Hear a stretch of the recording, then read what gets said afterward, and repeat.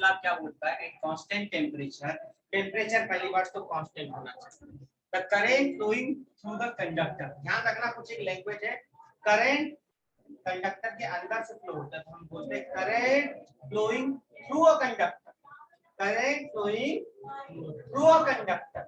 और potential difference across the two end, दो point की जरूरत होती है, करेंट कंडक्टर के अंदर से फ्लो होता है और पोटेंशियल डिफरेंस में दो एंड की जरूरत होती है, डिफरेंस हमेशा दो पॉइंट चाहिए होता है। तो ये लैंग्वेज याद रखना, current flowing through a conductor, और दूसरा potential difference across its ends, conductor के दो एंड के बीच में जो पोटेंशियल डिफरेंस आएगा उसकी बात कर रहा है। तो यहाँ बोल रहा है कि करंट जो कंडक्टर में फ्लो होता है वो प्रोपोर्शनल किसके होता है, पोटेंशियल डिफरेंस अक्रॉस इट्स। मान के चलो ये आपका ए भी एक कंडक्टर है, ये भी एक कंडक्टर है, उसमें एक करंट आई फ्लो और इन दोनों एंड के बीच में पोटेंशियल कितना है, तो वो बोल रहा है करंट वोल्टेज के प्रोपोर्शनल है या वोल्टेज करंट के प्रोपोर्शनल, दोनों एक ही बात है। तो हम डेरिवेशन में ऐसा लिख देते हैं,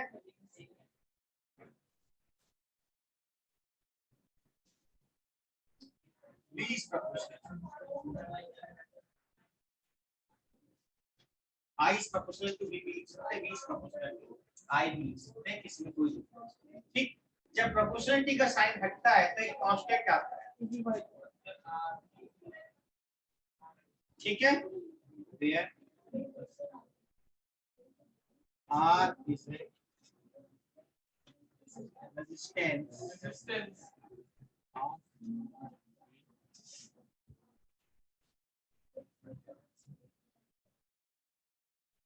R क्या है, resistance of a conductor,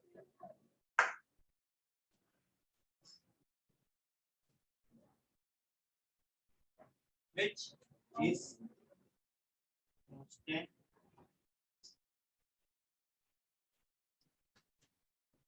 and the unit of R is short में इसको, ठीक है। तो R is a resistance and it is constant and the unit of R is ohm, short में इसको ओम्स लॉ भी, ठीक है ना, नोट कर लें आप।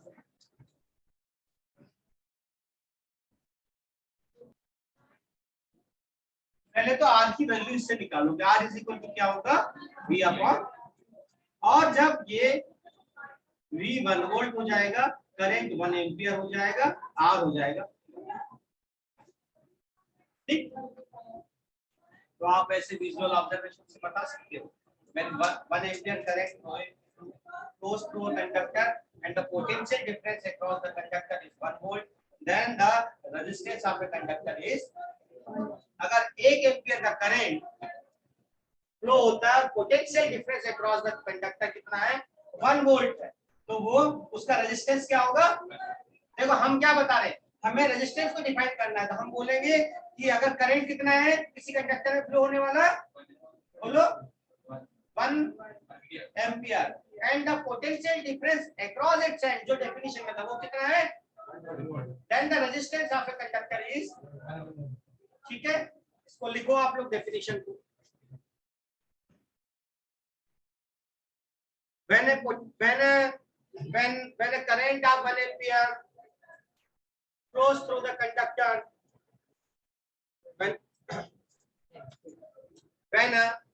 when a current of 1 ampere flows through a conductor and the potential difference across its end is 1 volt, then the resistance of the conductor is 1 ohm। लिख लोगे इसको, लिख लोगे, इस चीज को लिखिए आप।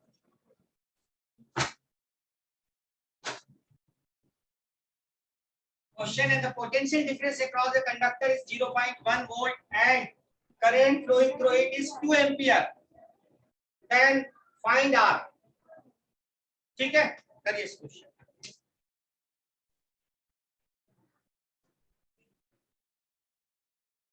गिवन क्या है, अभी भी बहुत बच्चे गिवन नहीं लिखे हैं, वोल्टेज 0.1 वोल्ट, करंट 2 एम्पियर और R is equal to V upon I, 0.1 upon 0.05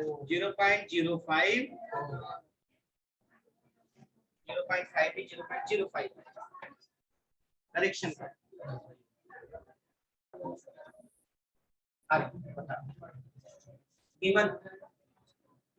given क्या है, करंट कितना है, तो I1 लिख दो, दो अलग अलग करंट रहेंगे, दो अलग अलग वोल्टेज रहेंगे, I1 इज इक्वल टू, ठीक, V1 दे रखा है, बोलो कितना है 220। R क्या हो जाएगा V1 अपॉन I1, क्योंकि रेजिस्टेंस चेंज नहीं होता इसलिए मैंने इसको R1 नहीं लिखा। सेकंड केस में भी R1 नहीं होकर R ही रहेगा, रेजिस्टेंस वही रहेगा, क्या आ जाएगा, देखो इसको काटने की गलती मत करो, वो आगे जाके खुद ही कटेगा, यहाँ टाइम बर्बाद मत करो, यहाँ टाइम बर्बाद करोगे उस टाइम को दूसरी जगह यूज करो। आ गया ये आर, समझ लो पहले, समझ लो बाद में करते हैं। अब क्या बोला है, फिर गिवन है V2 कितना दिया है, गिवन निकालना क्या है, तो ओम्स लॉ से I2 इज इक्वल टू क्या होता है बताओ, V2 अपॉन R ही रहेगा, I V2 कितना है, R कितना है, ये ऊपर जाएगा तो I2 110, ये ऊपर जाएगा तो क्या होगा, पलट जाएगा, इन्वर्स हो जाएगा इसका, काटो यहाँ से 2 3.4 17 2 जा, तो आगे आपका, चलिए कर लीजिए, बहुत इजी है। इसके बाद आपको एक चीज बता दूंगा जिससे आप सेकंड इसकी जो शॉर्ट ट्रिक आपको, ओम्स लॉ ने बोला 20 प्रोपोर्शनल टू आई, यही बोला, अगर वोल्टेज इंक्रीज होगा तो करंट इंक्रीज होगा, और वोल्टेज कम होगा तो, अगर मान के चलो वोल्टेज पहले 5 था तो करंट मान के चलो 2, ठीक, फिर अगर वोल्टेज 10 हो गया तो करंट कितना हो जाएगा, एक बढ़ रहा है दूसरा जितना डबल होगा। अब ध्यान दो, पहले वोल्टेज कितना था आपका 220, अब करंट कितना था, अब कितना हो गया, ये वर्किंग हुआ है इसका क्वेश्चन, आधा हो गया ना, तो ये भी क्या हो जाएगा, बस तो आ गया, ठीक है, ऐसा भी कर सकते, ऐसा भी कर सकते, पर आपको स्टेटमेंट लिखना पड़ेगा उसमें, क्योंकि आपकी जो आंसर शीट होगी उसमें जैसे मैंने बताया वैसा देगा, पर आप अगर ऐसा बताओगे तो बहुत एक्सीलेंट आंसर, पर आपको लिखना पड़ेगा एज पर ओम्स लॉ, यहाँ ये आप लिख सकते हो।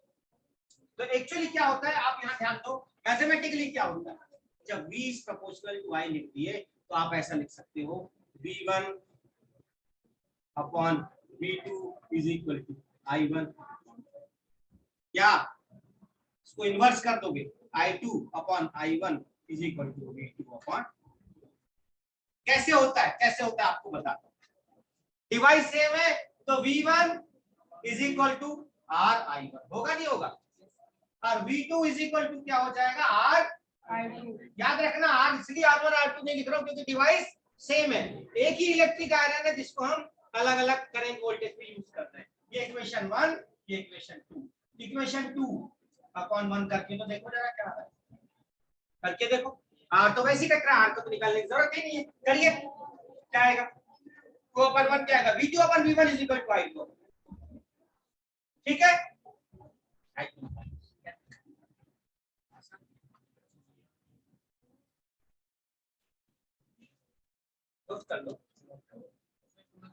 नोट कर लो, समझ तो भी गए, बाद में भूलते हैं ना बेटा, आपको इसकी यही समझ तो करना है, बाद में टेंशन हो जाती है।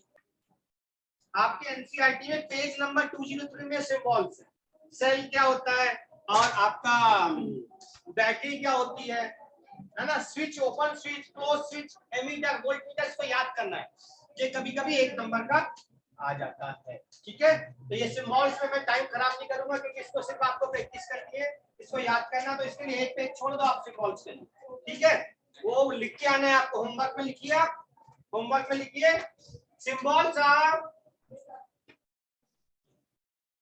symbols of some commonly used components sorry in the circuit diagram, तो सिंबल है जो सर्किट डायग्राम में इलेक्ट्रिसिटी में यूज होते हैं। पेज नंबर 203 एनसीईआरटी, उसको तैयार कर लेना। अच्छा, वेरिफिकेशन ओम्स लॉ। वेरिफिकेशन का क्या मतलब? नॉर्मल कॉमन से वेरिफिकेशन का क्या मतलब? जैसे ये बच्चा अनुराग है, ठीक है, इसका नाम अनुराग है, तो मैं क्या करूंगा, इसका Aadhaar card verify. Ohm's law, Ohm's law को आप कैसे वेरीफाई करोगे? ओम्स लॉ बोलता है कि रेजिस्टेंस कांस्टेंट होना चाहिए। इसका मतलब पोटेंशियल डिफरेंस और करंट का रेशियो क्या होगा? तो पोटेंशियल डिफरेंस चेंज करो, करंट चेंज करो, मगर उसका रेशियो हमेशा सेम रहेगा। ये आपको वेरीफाई करना। इसका मतलब आपको डिफरेंट रीडिंग चाहिए, जैसे उस पिछले न्यूमेरिकल में 2 वोल्टेज की रीडिंग थी, 2 करंट की रीडिंग थी, मगर रेजिस्टेंस कांस्टेंट था। वैसे हम एक एक्सपेरिमेंटल सेटअप करेंगे जिसमें डिफरेंट वोल्टेज या पोटेंशियल डिफरेंस रहेंगे, उसके अकॉर्डिंग हम करंट नोट करेंगे और फिर हम इसको वेरीफाई करेंगे। चलो आइए देखते हैं कैसे करेंगे। ध्यान देने वाली बात है कि अगर सिर्फ ये लिखा हूं मैंने, ये सिंबल, तो ये है सेल, ठीक है, और बहुत सारे सेल अगर मैं कनेक्ट कर दूंगा तो बैटरी बन जाती है, ठीक है, ये बैटरी बन गई। ये क्या है? बैटरी। इसको ऐसे ये सीरीज में भी कनेक्ट कर सकता था। सीरीज में कनेक्ट करने का क्या मतलब है कि जब करंट फ्लो होगा तो उसको एक ही रास्ता मिलता है, और पैरेलल ऐसा होता है,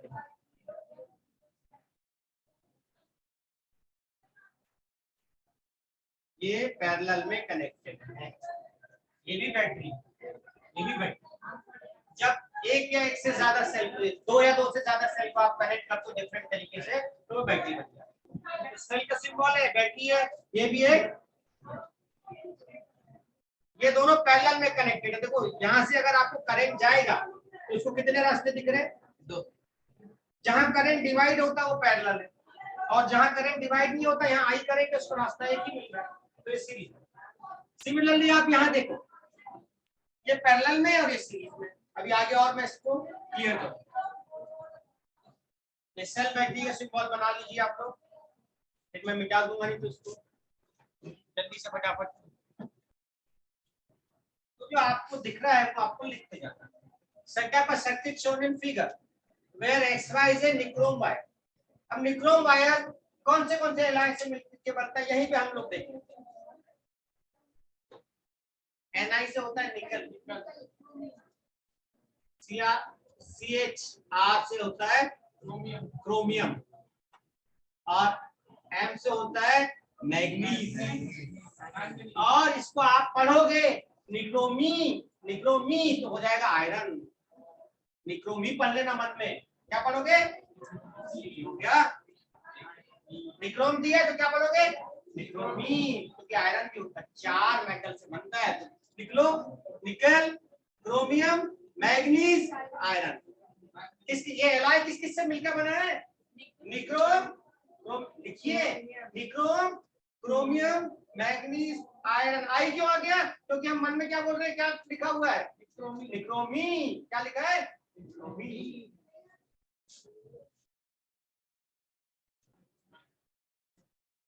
लिखा nichrome wire, an emitter and voltmeter and 4 cells 1 2 3 4 and switch।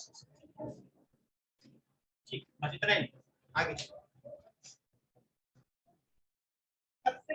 सबसे पहले मैं क्या करूंगा कि इसको कनेक्ट कर दूंगा,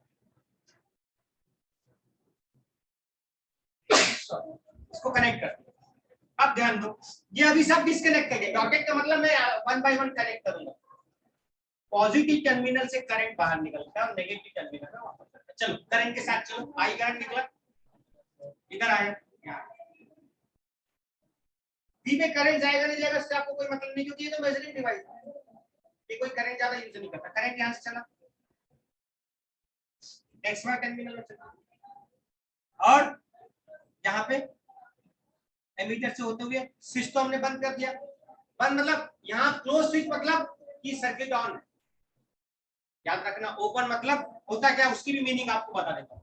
देखो ऐसा एक पोर्शन होता है आपका,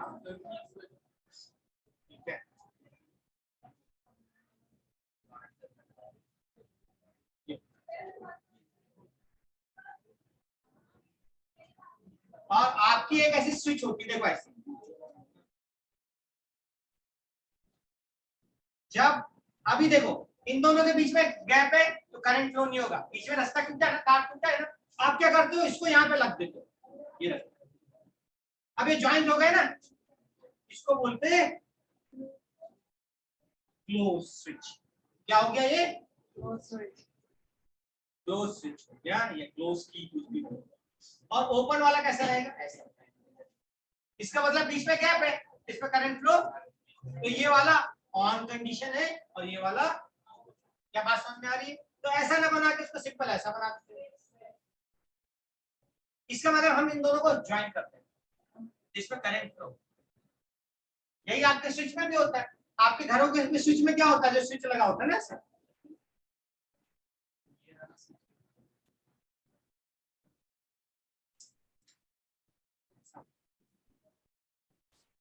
आप क्या करते हो, जब इसको प्रेस कर देते हो, इस पोर्शन को प्रेस कर देते हो, तो ये कुछ ऐसा होगा,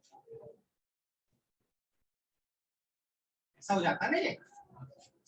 इसमें अंदर क्या हो रहा है, अंदर देखो ये दो तार रहते हैं, जब आप इसको कनेक्ट कर दोगे ऐसे, तो ये क्या हो जाएगा, क्लोज सर्किट हो गया, और ये क्या है आपका ओपन। तार टूटा मतलब ओपन, और तार जुड़ गया मतलब क्लोज स्विच। ऑन कंडीशन में तार को कनेक्ट करना, क्लोज करना, ऐसी छोटी छोटी लैंग्वेज बोलते हैं। आगे चलेंगे हम लोग, तो यहाँ पे हमारा है स्विच है जो कि क्लोज है, तो करंट निकला सेल 1 से, चला किधर गया, एक्स वाई, और वापस इधर देखो ये रास्ता, वापस कहाँ आ गया, इसके नेगेटिव है, पॉजिटिव टर्मिनल से करंट जाएगा और वापस कहाँ आ जाएगा, हमेशा ध्यान रखना कि पॉजिटिव टर्मिनल से करंट जाएगा, नेगेटिव में वापस। हमने इससे क्या काम किया, वोल्टमीटर की एमीटर की, पहले आपको समझा देता हूं, फिर लिखवाऊंगा वोल्टमीटर करंट की। एग्जांपल के लिए बता रहा हूं, अभी मत नोट करना, क्योंकि ये आपके जब आप सवाल को जैसे इसको क्वेश्चन को करोगे तो जो मैं बता रहा हूं वही लिखना, ये भी समझाने के लिए। मान के चलो, मान के चलो आपकी वोल्टमीटर की रीडिंग कितनी आ गई, 2 वोल्ट, ठीक, और करंट आया, आर कितना आ गया आपका, आर कितना आ गया, फिर मैंने क्या किया, इसको यहां से आके आया और यहां कनेक्ट करें। अब ध्यान दो, 1 और 2 दोनों कनेक्टेड है आपके, दोनों कनेक्टेड है कि नहीं, तो करंट यहां से चला, यहां चला, यहां चला, वापस कहां पे आ गए, मतलब आप सर्किट में ये दोनों से डबल आ, वोल्टेज हो गया डबल, समझ रहे इस बात को। पहले एक सेल था यूज में, अब कितने सेल हो गए, 2 सेल हो गए, तो आपका वोल्टेज कितना हो गया बेटा, 4, और करंट कितना हो गया, 2, मगर रेजिस्टेंस क्या हो गया, यही हम कर रहे हैं, वोल्टेज को बढ़ाते जा रहे हैं, करंट को भी बढ़ाते जा रहे हैं, देख रहे हैं कि आर का, तो आर किसका है, एक्स वाई का, क्योंकि हम मेजर किसका कर रहे हैं, हमने बनाया एक्स वाई को बनाया वेरिफिकेशन के लिए, एक्स वाई एक तार है, सिंपल तार है जिसका कुछ रेजिस्टेंस, उस रेजिस्टेंस को हम निकालते हैं, ऐसे निकालते हैं, वोल्टेज की अलग अलग वैल्यू लेते हैं और करंट की अलग अलग वैल्यू आती है, पर हम देखते हैं कि हमने जो X Y terminal, X Y LI का जो कार बाजार से खरीद के लाया है उसका रेजिस्टेंस हमेशा नई बात समझ में आती है। फिर क्या करोगे, अब आप तो समझ गए, कॉमन सेंस है बच्चों, 3 से ले जाएंगे, फिर 4 से ले जाएंगे, फिर रीडिंग देखेंगे कांस्टेंट आएगी, तो मैं ये डेटा नहीं लिखूंगा, इसलिए नहीं लिखूंगा कि ये आपके, क्योंकि आपको एक्सपेरिमेंट में हो सकता है 2 वोल्ट का सेल दे दे, 4 वोल्ट का दे दे, ये पता थोड़ा क्या देगा आपको, जो दे देगा वो ठीक है, तो इसलिए आप जब वेरिफिकेशन करते हो तो प्लेन चार्ट बनाते हैं, थ्योरी में लिख देते हैं, बात समझ में आ रही है आयुष, बात समझ में आपकी, इससे पहला सेल कनेक्ट करने से, जब आपका ये यहाँ था इस पोजीशन में था, ठीक है, तो आपने पहले रीडिंग कनेक्ट कर लिया, तो यहाँ पे करंट की कुछ वैल्यू आएगी और यहाँ आएगी, इसको खाली छोड़ना बेटा, क्योंकि आपके पास ये प्रैक्टिकल जब करोगे तो इसको फिल करो, इसको खाली छोड़ना, मैंने टिक कर दो, टिक भी नहीं करना, पहली रीडिंग आपकी होगी, उसके रेस्पेक्ट में आपने आर लिखा, ठीक है, मान के चलो 2 और इसको भी आपको डॉटेड रखना, ठीक है, इसको भी डॉटेड रखना, समझाने के लिए मैंने सभी बताया हूं, आपको एग्जाम में आएगा तो बिल्कुल एज इट इज बना देना। अब आगे करोगे, नेक्स्ट क्या करोगे खुद ही बताओ, कॉमन सेंस क्या करोगे, use second cell, first and second दोनों हो गया, तब आप क्या लिखोगे, कितने सेल कनेक्ट करोगे, 2, तो नेक्स्ट यूज कितने सेल करोगे, 2 सेल, समझ रहे हो, 2 cell, 2 and note down the and note down the readings कर दो,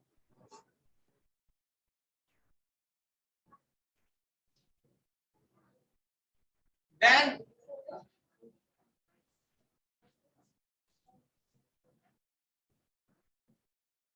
connect 3 cells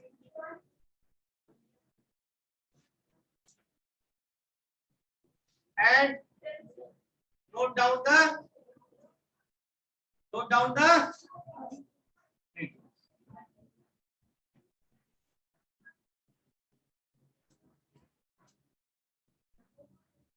similarly connect 4 cells, ठीक है, and again note down the reading,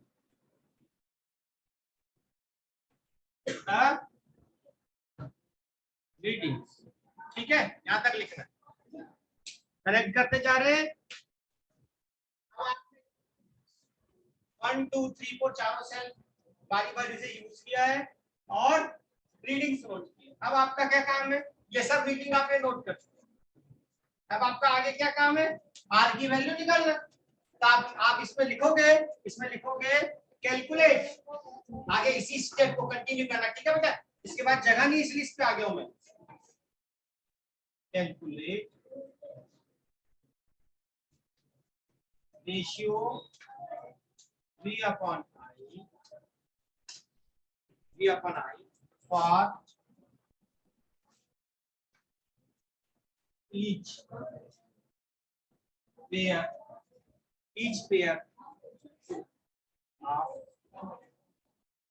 V and, ठीक है, यहां तक लिखोगे, फिर आगे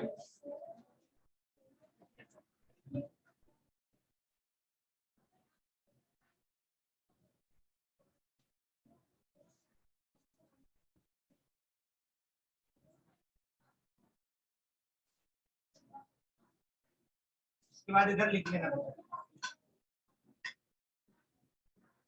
in this activity we find that V upon I is constant,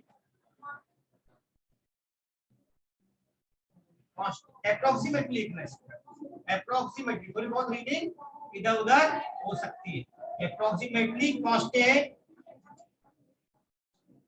for each pair of V and I, each pair of V and I, सभी pair के लिए V और I क्या होता है, सेम होता है, कांस्टेंट होता है, यहां तक लिखोगे, ये अलग है, each pair of V and I, hence we conclude उसके बाद each pair of V and I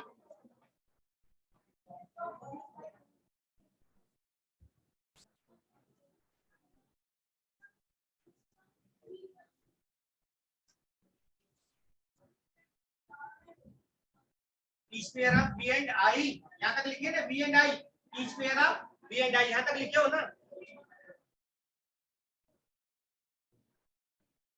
hence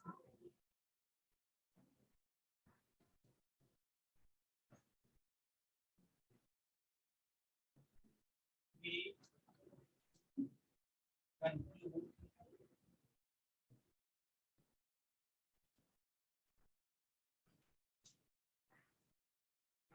B is proportional to I and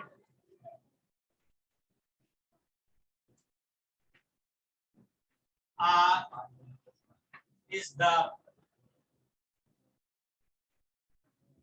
value of V upon I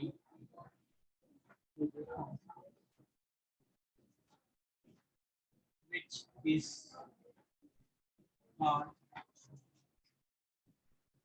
resistance of wire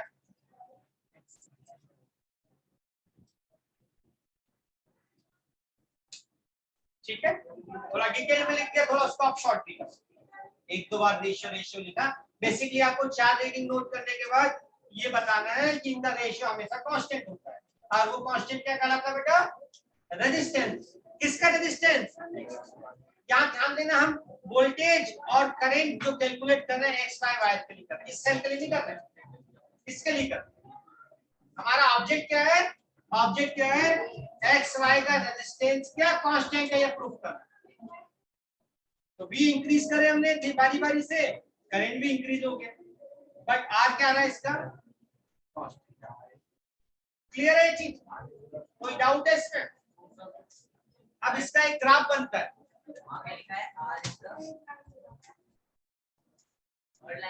line B by I उससे ऊपर वाला line का last word and R is the value. R is the value of B by I which is called resistance of the X Y Y. ठीक अब इसका graph बनता है graph में भी क्वेश्चन आता है ग्राफ में एक क्वेश्चन आ जाता है उसको मिटा रहा हूं यहाँ एक छोटा सा ग्राफ बना देते हैं आपका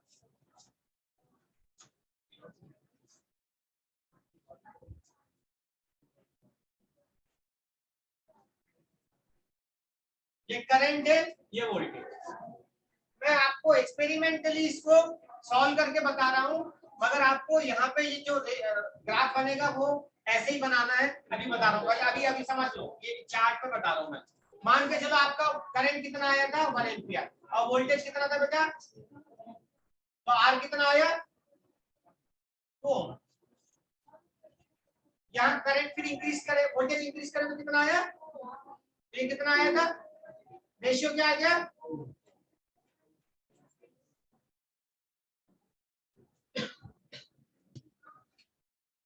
ये रीडिंग से आ गई अब मैं वोल्टेज 6 कर दिया तो ये मान के चलो आ गया 3 ये 8 ये क्या आ गया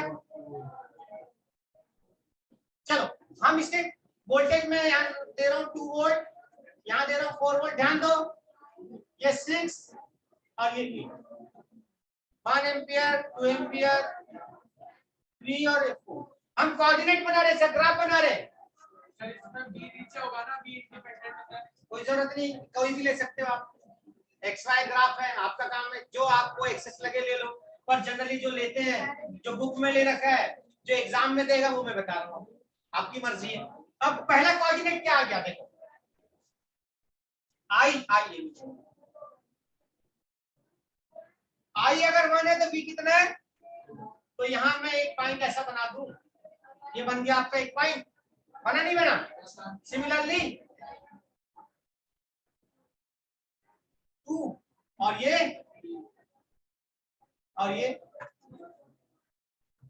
जब आप इनको मिलाओगे तो क्या एक स्ट्रेट लाइन आ रही है अप्रोक्सीमेटली तो आपको ये सब पॉइंट नहीं बनाने बी और आई लिखना है एक स्ट्रेट लाइन बनाना है स्ट्रेट लाइन जब बी और आई का रिलेशन प्रोपोर्शनल का होगा तो उनके बीच जो ग्राफ बनेगा बेटा वो स्ट्रेट लाइन बनेगा ये ध्यान रखना जब भी दो क्वांटिटी प्रोपोर्शनल होंगे उनका ग्राफ बनेगा स्ट्रेट लाइन इस बात को ध्यान रखना तो आपके वेरिफिकेशन में एक सर्किट डायग्राम एक टेबल और एक ग्राफ ये 3 चीज बनेगी थ्योरी है 5 नंबर का क्वेश्चन आएगा, सीधा सीधा क्वेश्चन आएगा, या इसका क्वेश्चन केस स्टडी में भी दे सकता है। आजकल केस स्टडी देते हैं एक दो क्वेश्चन। क्या वेरी गुड, ध्यान दीजिए, ध्यान दीजिए। करंट जो है मिली एम्पियर में है, तो करंट की वैल्यू आपने सही किया ही नहीं था। यस सर बोल रहा हूँ। तो मिली मतलब होता है 10 की पावर -3 मल्टीप्लाई कर दो मिली एम्पियर, और ये वोल्टेज। देखो हमारी क्लास में एक लड़की थी, उसका नाम था मिली। उसकी हाइट बहुत कम थी। उसका एक फ्रेंड था, उसका नाम था माइक्रो। ये इसको अपना फ्रेंड मानती थी, ये बोलती थी तेरी हाइट तो मेरे से भी कम है, चल जा। मिली की हाइट, मिली से हाइट और भी ज्यादा कम किसकी थी? मिली। और याद रखिए इसको। तो आपका एक भी बच्चा मेरा नहीं कर पाया, जबकि बता चुका हूँ मिली और माइक्रो। देखे नहीं आपने? इतने ज्यादा खुश हो गए आप कि ये जैसे कि जल्दबाजी इतनी। हाँ ये ऑब्जर्व कर रहा था सिर्फ बच्चा। देखा तो मैंने तो मिली की वैल्यू याद है, मैं बताया नहीं, मेरी क्लास की स्टोरी याद रख। उससे भी कम हाइट माइक्रो की। हाँ और क्लास में ये भी एक बच्चा था, उसकी हाइट उससे भी कम थी, मिली माइक्रो। याद रखिए। तो अब आपका आंसर क्या आ गया? R = V/I। सबके लिए निकालने की जरूरत नहीं, कोई एक लो तो आसान लो ना भाई, इसको क्यों ले लो, क्यों टेंशन पा लो? ये ले लो 1 और इसके ये ऊपर चला गया 10 की पावर +3 पहले आ गया। मैंने बोला पावर को पहले सॉल्व करो, पावर को पहले सॉल्व करो और इसको अलग लिखो। डरना नहीं बेटा, इससे डरना नहीं, इसको पहले ऊपर ले जाओ। पावर अलग है, नंबर अलग है। नंबर तो आप छोटी क्लास में कर चुके हो। 667 में 1/6 क्या आएगा? 0.16। तो 167 लिखो। अब ध्यान दो, फिजिक्स में एक नंबर के भाग डेसिमल लगाते हैं, तो आपका आंसर आ जाएगा 1.67 into 10 की पावर 2। एक 10 इससे ले लो, एक क्या आ गया 2। या इसको ऐसा भी ऑब्जेक्टिव में देगा 0.67। अब ध्यान दो 10 की पावर 3 को क्या बोलते हैं आप? किलो। क्या बोलते हो? Kilo ohm. ऐसा दे देगा आंसर। अब फिर क्या करोगे आप? समझ जाओगे। किलो, उसके बाद होता है मेगा। नोट करो मेगा। ये पीको 10 की पावर -12। ऊपर चलो, ऊपर चलो तो किलो, किलो आया 10 की पावर +3 और आया मेगा।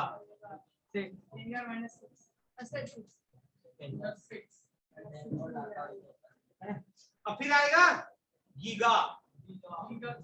गीगा कितना होता है? 10 की पावर कितना होता है? समझ रहे इस बात को? खोलो जरा।